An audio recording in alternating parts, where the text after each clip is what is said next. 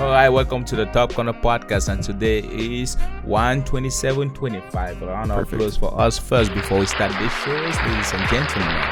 Today's co-host is Jordan, and the next one is Julian. It's supposed to be reversed, but what it is, same difference. How you doing today, brother? I'm sorry, I'm in awe of your charisma. It's going great. That was a good one. Yeah, good day. Next time I'll be a radio show. Show guy. Yeah.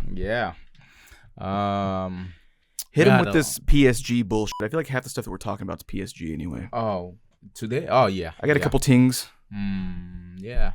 So we got a lot of news talking about football, the great sports that unite everyone. And let's move to the news. Except Americans.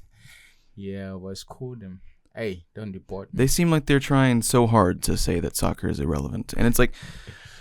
Just enjoy your own domestic sports. I feel like at this point, the probably is, the people, the money, the power in place that can have the potential to influence on to move the sport, slowly understanding how they can make money out of it. So, because like if I remember past previous years, back in when I was in let's say in 2005-06, I really won't hear much about the MLS in Cameroon, but right now I see a lot of people talking about it in Cameroon, which is crazy. Yeah, that just means that also people it means they also have players coming here. They're forced to. I was gonna say there's that now. And then truly, what percent of the Cameroonian people that are talking about MLS, what percent would you say are talking about it simply because Messi is in the league? I'm not saying it's a bad reason, but I mean, like, that does bring eyes to an entire league, and that's why the deal that he made was made. Yeah. Well, I would say we have a Cameroonian player in probably three of them. The one that plays actually for the national team probably brings eyes, especially but as the rest of the world, because I know a lot of people that talk about football, aka soccer in America, talk because of Messi too, and you think about bringing all the Latin American fans too. So I think when they see that, they're also trying to make sure, because right now a lot of people are kind of following it, so they have a pretty good amount of followers on combined social accounts. So I think that as soon as they figure out how to make that European money, then it will, because America is all about money. We can make money, then we can sell the sport. But aside from all that bullcrap, let's move to the news. Kolo Muani starts for Juventus in debut against Napoli, and he just went there. Is that a good move for him? I didn't watch the game. He scored in his debut, which is always nice. Yeah. He scored, I think, like right around halftime. Ooh. And I mean, that Juventus side does have some problems. Napoli is playing very well as also. Yeah. I will hit him with this. That's great. Awesome. I was expecting applause, and I got one guy in the back. Awesome. That was cool. Yeah. I mean, good for him. I think that profile of a team, which is unfortunate because Juventus has kind of stepped down in terms of popularity, and when I say relevance, I don't mean that like nobody cares about them, but I mean like relevance in terms of being in that top contention for the Champions League. That's usually what you consider relevancy when you use that word. Like people that are in the quarterfinals to the finals, it's like those are like the hot clubs of Europe, and like Juventus should be around that conversation. Most like historically, they're one of those clubs. That is so they need to rebuild a little bit, but I mean he scores in the 43rd minute, but it wasn't enough to close down a Napoli side that gets a late penalty in the 70th minute from Lukaku, and scoring from the midfield. You have Zambo and Gisa. Yeah, so I mean, that's like my guy. They've still got a great squad, even though Kvaratskhelia is left. You know where Zambo and Gisa is from? No, I don't actually. Cameroon. Is it Cameroon? Yeah. See, I don't want to just generalize that when you say that, so I don't. But like, because one day I might catch you off guard. Yeah, like, no, nah. He's Ghanaian, bitch. Yeah. So they had David Neres. I'm not familiar with this guy, David Neres, replacing Kvaratskhelia on the left wing. Napoli did. Okay. But Lukaku, he gets that late penalty. You still have a pretty good midfield as well. I still think that this Napoli side, like, they're favored to win the league. Okay. They have the energy at least, but I think that Inter Milan has a bit more consistency. Yeah. They still have a game to play in hand, but if they win that game in hand, then they're tied for points. So it's actually a pretty tight two-horse race in Serie A. Juventus is on the outside looking in on that equation, but I think that somebody like Kolo Muani could help them, especially if they are expecting Dusan Vlahovic to leave, which it doesn't look like he's leaving in January. So is Dusan just going to get sort of iced out for the rest of the season? Do you, if he's in good form, do you still keep him in? Like, what is going on with that? They play kind of the same position too, right? Yeah. Well, yeah, they have Muani playing as a center forward with 3 wider midfielders behind him. They're not really running a front 3. They ran a 4-2-3-1 with him at the very top of the pyramid. Yeah. Which I think that Dusan usually does better with some wingers in the wide. Yeah. To make up for his lack of pace, even though he's not. I wouldn't say that he's slow. He's just not a pacey. Yeah, he's just more forward. kind of like he's a poacher. Yeah. So more like a Mueller kind of guy, slow but efficient. Yeah, and it's beneficial to have the guys out on the wide to feed him the ball inside the box rather than him having to run in behind defenders and use his pace to get ahead. Yes. So good for him. He started. He did well. And Kvaratskhelia, on the other side, Kvaratskhelia is going to starts for PSG against Reims. And how did he do?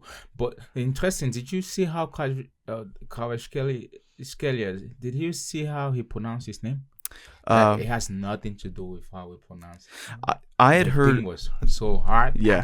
It's like you silence a lot of words. Yeah. Why pronounce it? Like, and like a lot of Georgian names are very long like that. And people, don't get me wrong, when you see that name on a team sheet, it is noteworthy.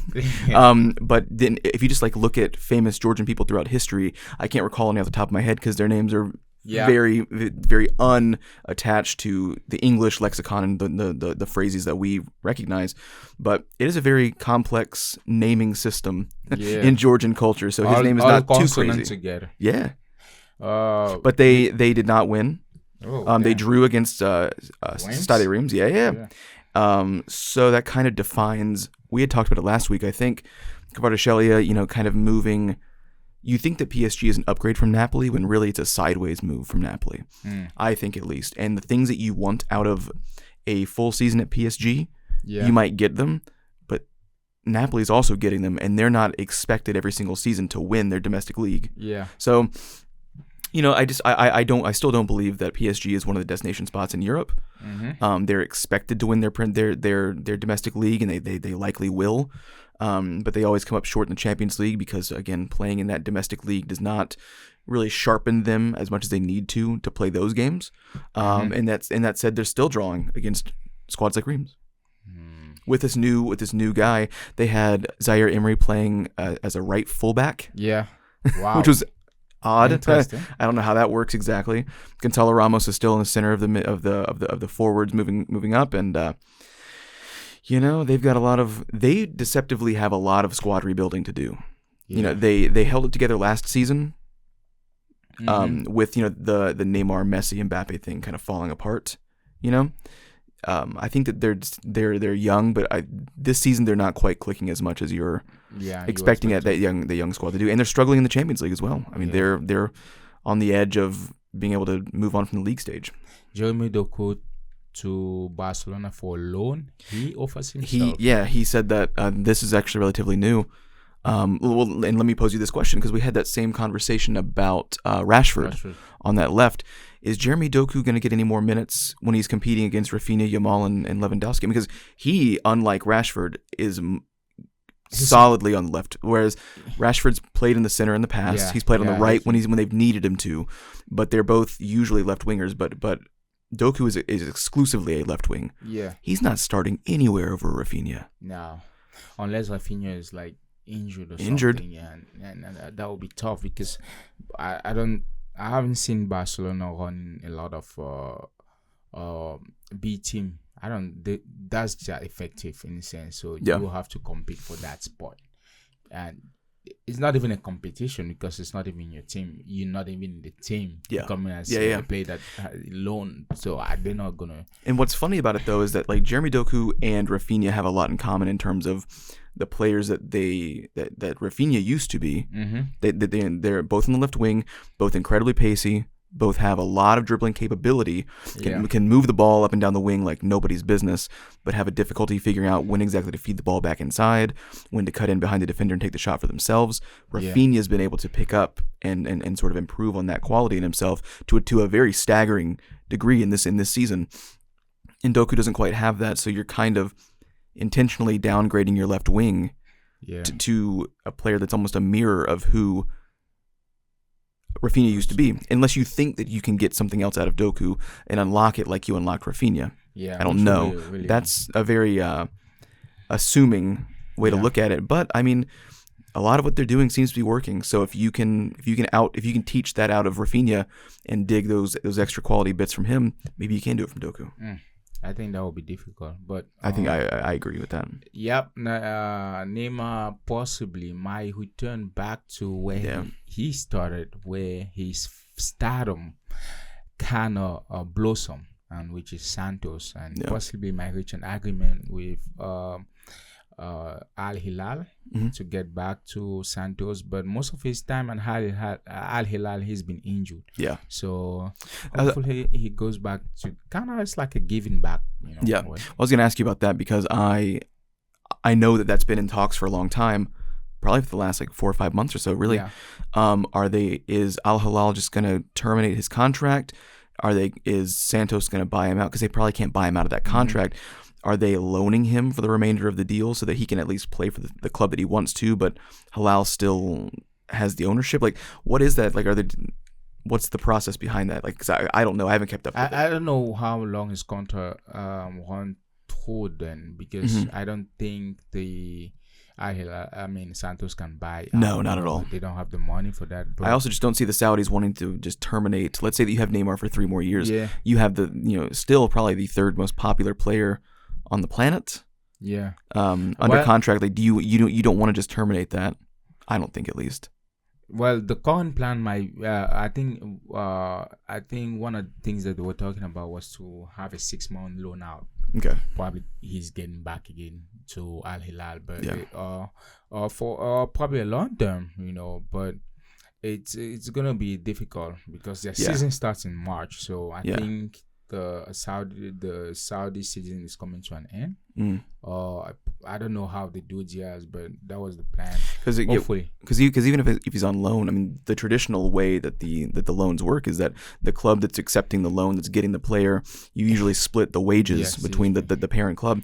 Santos probably can't even accept a 50-50 split on the wage, not even a transfer fee. So they're not buying him out of a contract with a transfer fee. So and they can't even pay half his wages. So It sounds like then the only option really is that Hilal is just going to terminate the contract. And say and try to recoup some of the funding that they've already blown on an injury-prone player by not spending it. It's not about getting it back from somebody or someone paying for it. Just like, at least we don't have to spend the remainder of this, which is unfortunate for Hilal. I don't really pity Neymar for taking the deal anyway, but what do you do? I don't. I mean, at this point, they would have to see how things goes. If I'm Neymar, I want to go back to Santos. He's been injured most of the time, which is unfortunate, but it is what it is. It's kind of funny that, for years, almost a decade, I guess, the 3 best players in the world, people said, were Messi, Ronaldo, and Neymar. And all 3 of them got their big deal after, once Europe was done. They all went somewhere, like, Ronaldo basically broke the bank, and like they drew up contracts that had never been drawn up before for the Saudi deal. Same thing with Messi going to the MLS and getting like the Apple TV deal. Like they broke new ground in terms of the financing behind it all. And it's so Neymar, the guy that was supposed to be up like those 2 but never really was, to just go to the Saudi league and get injured and go bye-bye. That's kind of, would you agree that because you said that he was the prince that was never king. That's what that sounds like to me. They both went to their own leagues and got these massive deals, and it went well for them. and then he just gets injured and says bye. I think the injuries kind of mess him, because he's played probably 7 games at Al Hilal since he's been there. Just injuries on injuries. And one time I think he put on so much weight, and he was criticized everywhere. And Eden Hazard style. So it's one of those things that I think he's also kind of done with football. I was going to say, let me ask you one question. Do you think that every single one of those injuries was genuine? And not that he faked an injury, but do you think that he maybe delayed returns with most of them and kind of That would be tried to milk some money. That would be a good question. I don't know exactly what, but if he had like hamstrings or ACLs, then I probably would be like, since these injuries really takes a toll on you, especially that he's like 30 and was like he's like 33. 33. I'm like, and he's like, I don't want to have to come back quick like I'm competing. Well, and ACLs are one as well of like, you whether you're old or young, it doesn't really matter. Yeah, but at least for people that are young and have a career, their head is still locked in. The one they still go to, so they can get back on the field. For someone like him, it's like, I'll just take my time. I don't really care. And sometimes those ligaments never actually really come back to the way that they were. Yeah. I mean, you can do your best, and like, it doesn't mean that you don't give 100% of how you play now, but your 100%, even you feel, is not quite what it used to be. It's like, now I can really only max out at 90%. 90 is now my new 100, even though I'm completely healed. Yeah. And it's kind of all that I can do. Whereas some people like Yuri and Timber can come back and it's like they never missed a beat, and they took out, as much time as someone that never really recovered took. So it's just, ligaments are very strange. There's only so much that you can do, and each one is very different. That is very true. If we're going on to the Premier League, Liverpool 53 points, Arsenal 47, Nottingham Forest 44.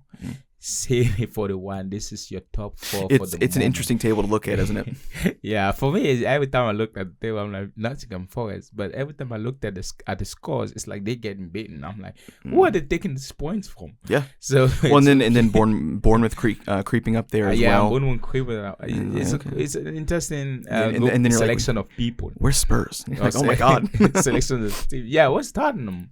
So 15th. Oh my goodness! What in the Well, 4 losses back to back. Oh my goodness! Arsenal is not that far from Liverpool. They're just 6 points apart. So it's that game in hand. Yeah, there's still a shot for them. The only thing that they can wish for is Liverpool drawing and losing, and the only thing that they can wish for they themselves is not to lose any game or draw. Like you're at the point where, so because if they had won one of those last 5, so both of them have won 3 and drawn 2 in their last 5. Yeah, if Arsenal had won one more instead of that draw, now it's 3 points with 1 game in hand. It's just like, so you can't not win. Losses are unacceptable and draws are unacceptable, and you just have to accept the fact that it is 110% Liverpool's to lose. Yeah, and they don't look like they're interested in losing. Which is crazy, because when you look at the table, there's a lot of I don't feel like there's a set person that we can think of winning, although Liverpool is 6 points ahead. Because of the nature of the Premier League, you can only talk about, especially at this time, it's not a crazy season of 100 points, 90 points. No. They're all there at this time, which is the second phase of the league of this year. So there's still a shot for Arsenal, and there's still a shot for Liverpool. There's still a shot. City can even make a great comeback if those two ahead are playing games. So it's pretty interesting to see how that will unfold. And when you look at the game this past week, Wolves against Arsenal, so that was a good game for Arsenal to get that point, and they could really struggle, and happy for Arsenal. Calafiori got the win, and that little sneaky kind of goal. But it's interesting that game, for what it wasn't even talked about or analyzed. It was more about the controversy. Red card controversy. That was a game really fast. That was a game that last season and the season before, they were winning those left and right. It's like they weren't playing their best. They weren't playing in a mesmerizing way, but you knew at some point, like, they're gonna walk away with 3 points, whether they deserved it or not. Because they were just able to pull this stuff out. And, even like a month ago, it was not really possible. They were coming up short in these, and you didn't know not only where the 3 points was going to come from, but if it was going to come. Because that was the thing about it, especially like 2 seasons ago, where you're like, I don't know exactly who this 3 points is going to come from. Like, who's gonna put in that last goal when it's an unconvincing 0-0 performance. But someone's going to, and they did almost every single time. That is true. Whereas now, like I said, it's like you're not only asking like who is it actually going to come from, but it isn't. It isn't, is it? But it did, and this felt like one of those goals. This was a very interesting game to watch. Yeah. Especially without Odegaard. Yeah. Well, on the flip side, Mike Oliver had a lot of backlash and criticism. Yeah. It's even said or reported that he's been receiving a lot of death threats because of that game. You gotta stop the death threats, guys. like whether you support the club or not, like it's just ridiculous. That red card on Lewis Kelly just kind of sent the game left, and a lot of people, including the internet and me, don't feel like that it's a red card, because the motive of a red card, according to him, was an attack or possible counter attack that was failed, or that was impacted, but on the other side, the motive for a red card, especially in that scenario, is usually a start up. So if they had boots and start up on the ankles, then that's really a red card. But when you look at the game closely, it's not really that case. So people are saying it should have been a yellow card. And in fact, some reports and rumors are now coming out that the VAR wasn't really 100% sure that was a red card. Yeah, so even the commentary hinted at it, where they said the ruling of the VAR was that they did not believe that it was a red card, but there wasn't enough on the field to overturn, because just because VAR disagrees with the referee, does not mean that the referee has to change his mind. Like, the referee is still the authority, and it's like, I mean, the NFL is the same way, where it's like, if you called somebody's knee down, whether it was or wasn't, if you were going to overturn that call, evidence to the contrary of what you said, you can't just assume. So, I mean, if he had called it a yellow and then they investigated for the red, then probably different story, right? Yeah. And in that same case, Gomez had, I think that was on his yellow card, the second yellow. Yeah. The foul, he gave a yellow before giving a red. Yeah. So a lot of people are still saying that would have been a straight red. Yes, exactly. So and I would agree based on the positioning where they were on the pitch, what the build of play looked like, how much pressure was applied, because it's not just about the studs on the foot or the leg, it's about pressure, and it's about the intent. If your studs just rake across, that's still a card, don't get me wrong, because I mean, these things can cut people's fucking legs up, they cut their faces up. Ask Donnarumma how that goes. So, I mean, like, it's like people, there's also malicious intent. People take that for granted as well, about like you from sitting at home, or if you're not someone who's played the sport before, you take for granted how sharp those studs are. Until you see stuff like that, you think that people make a meal of it when they step on their toes. No, those are thin shoes, because they have to be more mobile. But there's a difference between a rake with the studs and pressure into a joint, or something that can tear a ligament. And Lewis Skelly's was not that. It was a yellow card for sure, because he raked across with studs, and that can do the damage. So that's why. And Mike Oliver has been known for having a lot of controversies. At this point, the PGMOL, whatever, the association that governs the refs in England, should try. I think it's time for them to start looking, because Arsenal had the same game with City where Kovacic had yellow card, never red, even when he had that foul. I think it was Declan Rice, behind Declan Rice or Odegaard, one of those players I'm mixing up, and he tackled him from behind. When you tackle a player from behind, especially what he did, but most of the time it goes to red, and he never gave a red in that whole game, yellow. And it's not the first time, so they are calling for some kind of investigation. We got to look into this guy. Well, he's whenever he's refereeing, there's always controversies. Do you think that that's genuine? Like, do you think that he has a genuine bias towards certain clubs, or do you think that maybe I feel like he just is kind of caught between two? Because this happens in the NFL as well, where like when new rules are instituted, certain referees just don't stay on top of the game much anymore, and certain players, like, it's tough to adapt when certain things happen. And do you think that he's maybe just kind of struggling with what the actual relay system between VAR and himself is supposed to be? The fact that we have better camera angles now, and the people in the stadium get to watch the replays, that what used to be maybe a keen eye, now he's second guessing himself and calling things when he shouldn't. If this was just poetically, right? just kind of once in a while, then yes. But if for him, it's more of a pattern. For Michael Oliver, it's more of a pattern. You can predict it when you see him on the lineup for the I agree with you. Especially as again, there's a lot of times against when he's refereeing Arsenal games, there's a lot of it. So I'm not really sure exactly where, or I can't really say probably he's biased towards Arsenal, but I know for sure that he never calls a lot of fouls when City is playing. Yeah. So, but in the general consensus, he has a lot of messed up decision. So there's a weird pattern that can be established for him. Someone had a photo of him at a pub with a Newcastle jersey on. Newcastle. Oh, is it from Newcastle? I don't see the connection between Arsenal and Newcastle being some sort of like devious. No, it means I know why. Didn't read into it. Newcastle was the president, was the association that owned the club, the Saudis. Yeah. And a lot of people are saying that since he, probably he took some Saudis money, because every time he have those two clubs, there's never any, no matter what foul those two clubs commit on the field, he don't give no yellow card, no red card. Yeah. So that's probably why they always say, hey, the money's coming in. You got to be careful with that kind of stuff. Yeah, Man City against Chelsea.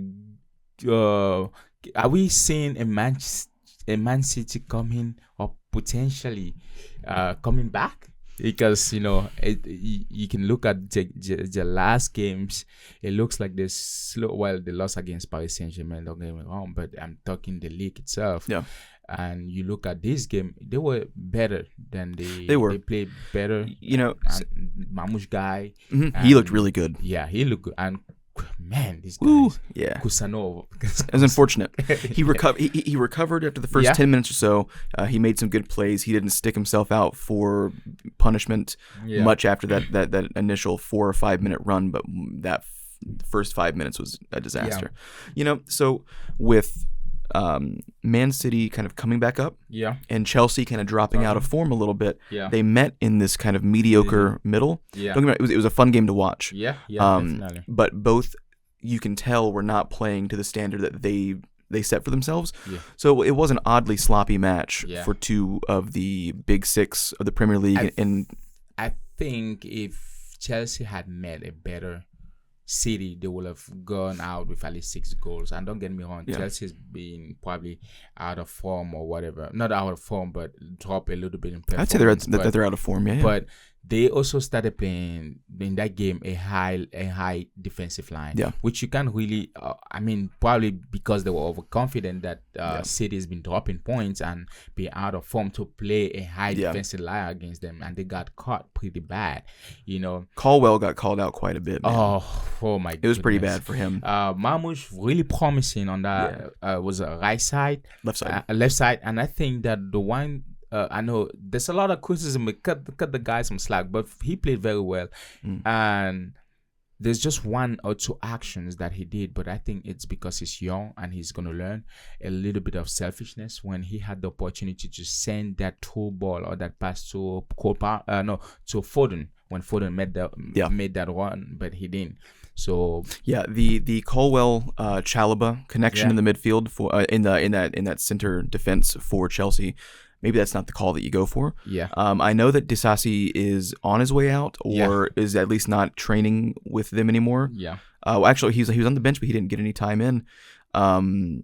People were calling for Chalobah to come back.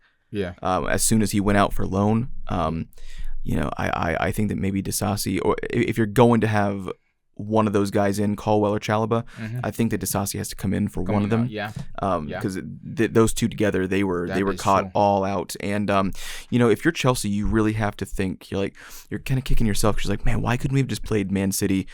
Not even like a month ago, like 3 weeks ago.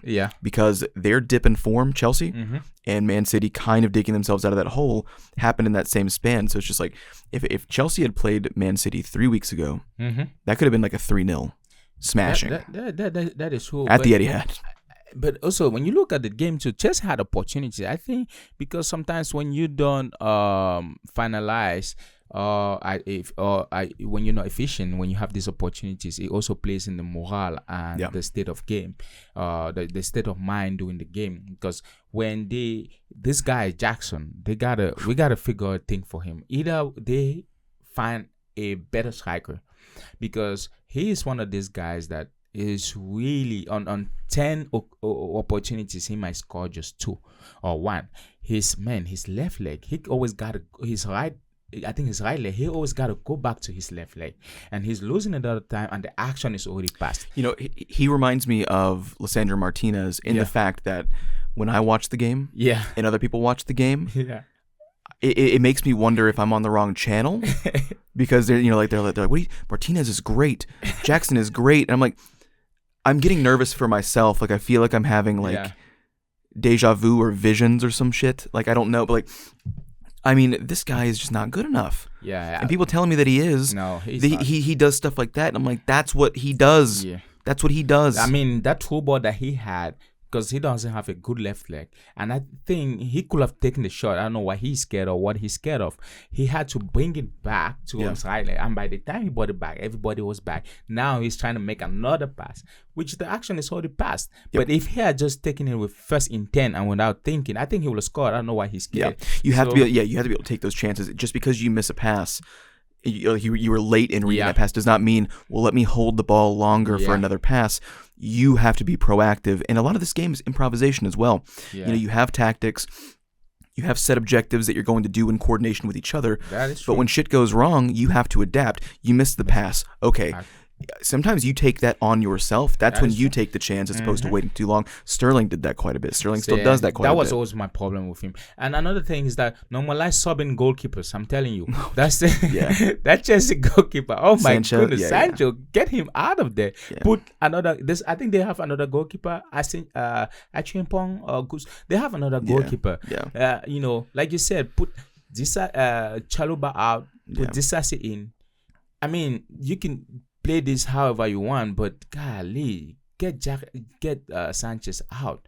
I think the other goalkeeper's name is Jorgensen or something. That sounds correct. Yeah, put him in. Put someone that that guy was awful. Ederson, dude. We're talking about goalkeeper. Ederson also. Look at that game. Ederson was a force to be reckoned with. Those passes that he was doing. He's back in form. And it helped a lot. It'll help a lot. And like you said, if City didn't miss as much as they did, they would have scored at least 6 on Chelsea. Man, Chelsea just gotta be better.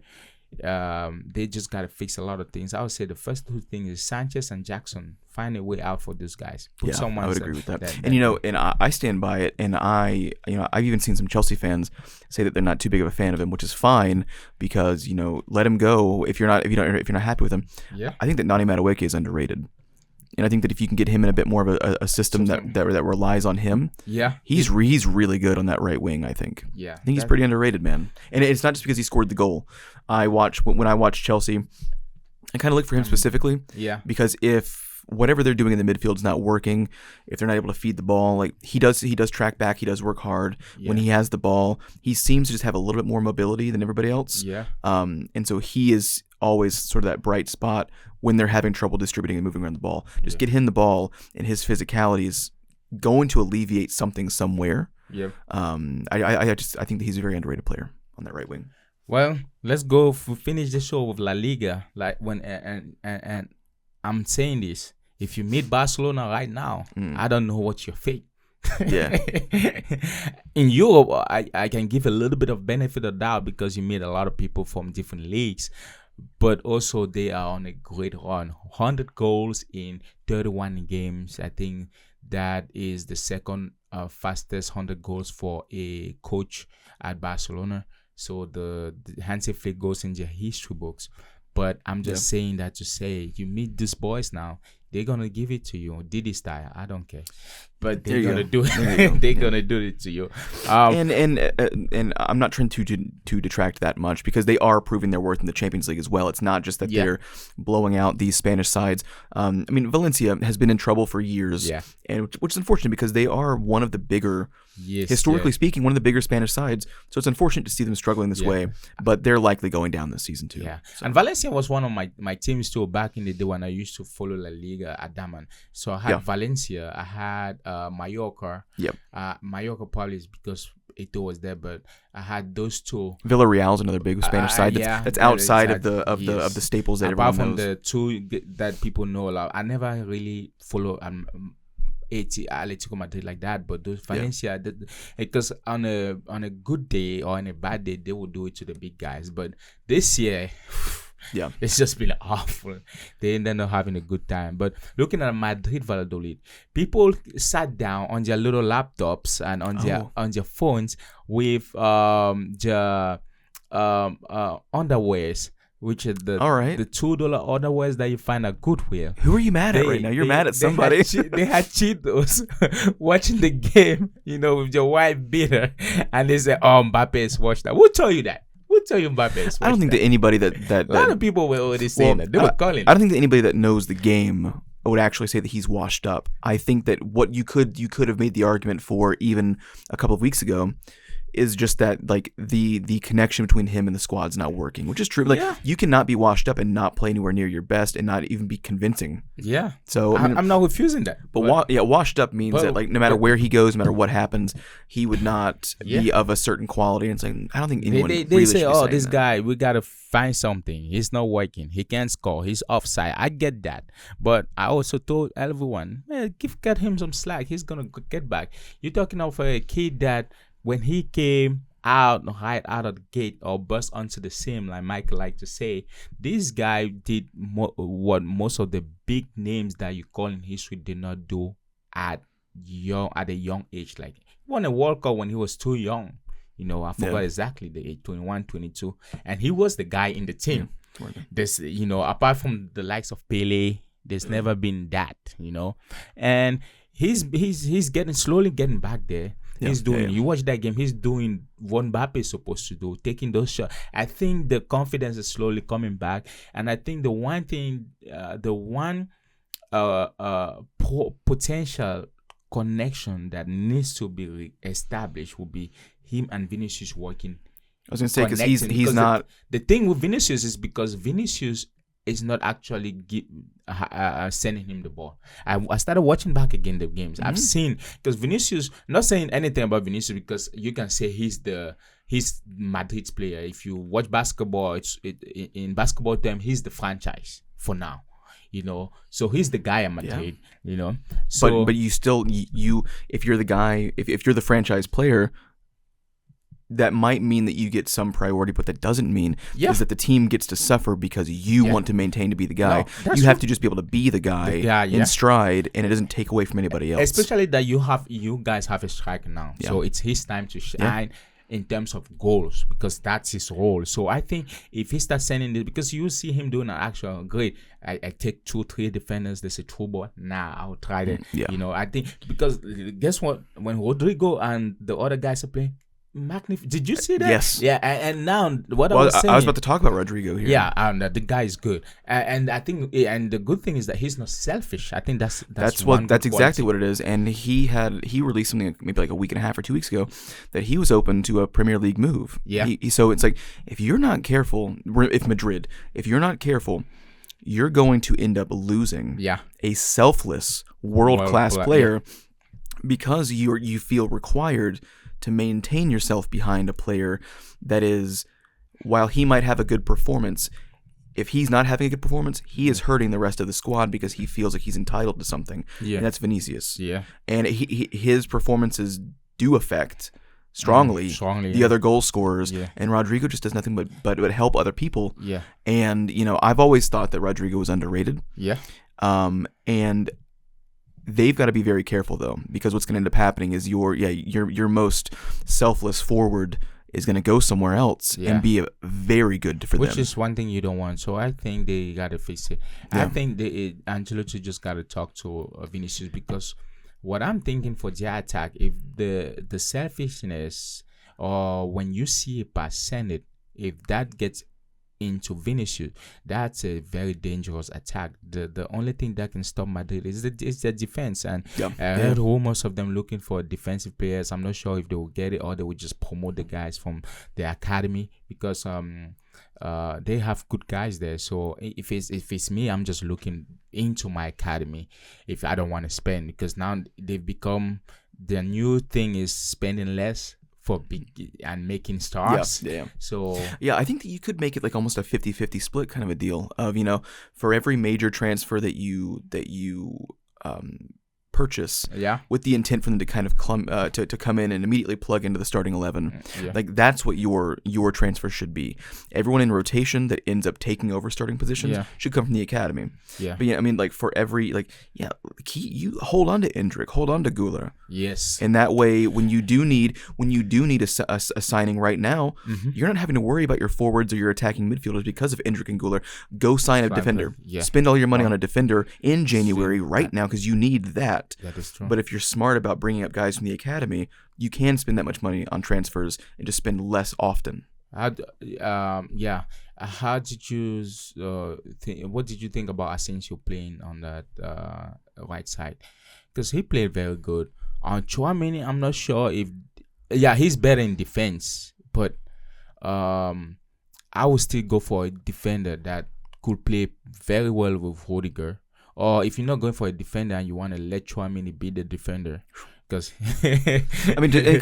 he's so good as a CDM. That's so it's I'm not criticizing him as a player. No, I'm saying that I might lean forward to what you said earlier, that he might feel that way and potentially want to leave too, because if he wants to adamantly play his position, then that, which you can really have a good midfield. You have Tchouaméni and Camavinga. If you could put them in the midfield, I think Modric, I don't know if the goal of Ancelotti is to hold on a little bit for with these young players, so Modric can retire and Ada Güler can take his position, definitely, because that we need that guy.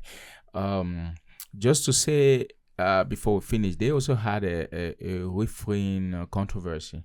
The penalty that Mbappe took, actually, they had to tell the ref to go watch, to call upon VAR. And when they looked at it, the player had his thoughts up. That was clear, and he didn't even call it. But for him, I can understand. This is not Michael Oliver's type thing. He's not sitting in a bar with a Villarreal shirt on somewhere just hiding. Not quite. But and you complain about this guy. If you look at the league now, Robert Lewandowski is first with 17 goals, and Mbappe is second with 15 goals. And in 19 games, that's not bad. Well, because when he does score, he sort of stacks them up in the same games. He sort of has like a Haaland thing where it's like, it's not so much the amount of goals that you're scoring, it's that some of those misses you shouldn't have missed. And it's like you'd rather them miss the more complicated ones that they seem to be able to put in the back of the net. Just missing the open ones of your whole thing is about being dependable, not flashy. So we love a good flashy goal, don't get me wrong, right? But it's one of those of just like, I'd rather you score less goals overall and score the ones that are open. That matter the most. I'm not saying that either of them don't have that ability, because they do. But Haaland in the last 2 seasons or so has done that. Where he might smash in 4 against a Bournemouth or a team like Luton in the relegation zone or something, and then miss 3 or 4 open chances against a Chelsea or a Liverpool. And it's the timing of some of those goals. And I'm not even really criticizing Mbappe, because I still think he's a great player. And it's just they've got so many things working around him, not exactly feeding for his success at the same time. I think that when they start playing for the striker, then the attack will have so much success that they think they have. Because now he's proving that he can do it here. Whereas, and I'm not agreeing that he was washed up, but I mean, when he wasn't doing it for like a good portion of the season, you do wonder, can he do it here? We don't know. The answer could have been no. But he's proven that he can. So now you sort of have to rework everything.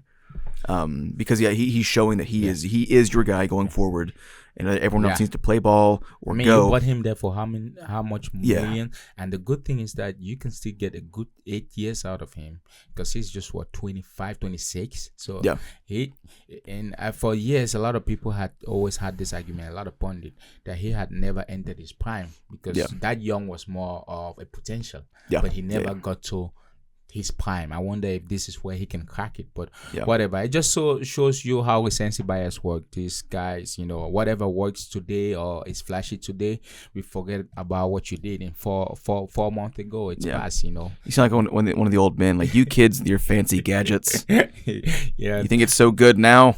Well, this is the Top Corner Podcast, and this is Jordan and Julian. I'm telling you guys, go subscribe, man. Let me hit you guys with some gunshots here. I'm just saying, if you don't want to follow us, at least go watch us on YouTube, TikTok. They got it back. It's back now. Yeah. Instagram, all this platform. Go subscribe, turn on your bell notification, and go listen to us on Spotify. See you guys next week. Bye. Goodbye.